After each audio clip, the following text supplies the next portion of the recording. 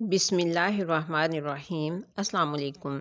मेरे चैनल का नाम है लेट्स डू नेचर और मेरा चैनल एक हाउस होल्ड वर्क पे मुश्तमिल एक मालूमाती चैनल है। मेरी आज की इस छोटी सी वीडियो का टॉपिक है कि किस सब्ज़ी को पकाते वक्त इसमें क्या डालना ज़रूरी है। टिंडे पकाते वक्त उनमें काला ज़ीरा और काली मिर्च डालना बहुत ज़रूरी है क्योंकि टिंडा बलगम पैदा करता है।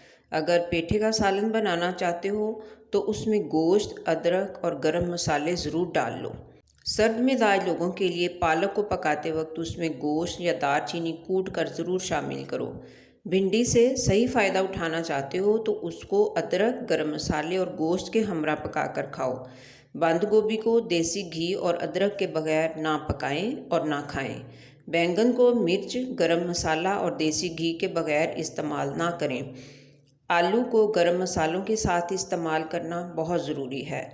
अरबी को पकाते वक्त काली मिर्च, ज़ीरा, अजवाइन, दालचीनी और अनारदाना का इस्तेमाल ज़रूर करें। फूल गोभी में अदरक, गोश्त और गरम मसाले डालकर पकाएं। आलू गोभी बिल्कुल ना पकाएं। आलू गोभी गैस के मरीज़ों के लिए सख्त नुकसानदेह है। अगर आप लोबिया को दालचीनी, काली मिर्च, अदरक और गोश्त के बगैर पकाएंगे तो गैस और अफारा पैदा करेगा। चुकंदर की सलाद को गरम मसाला की आमेदश के बगैर हरगिज़ ना खाएं। हलवा कद्दू में गोश्त और अदरक ज़रूर डालें। कचनार को पकाते वक्त घी का इस्तेमाल ज़्यादा करें। कद्दू को गोश्त और अदरक के हमरा पकाना मुफीद है। करेले को तेल की बजाय घी में पकाकर खाना ज़्यादा मुफीद है। Thanks for watching.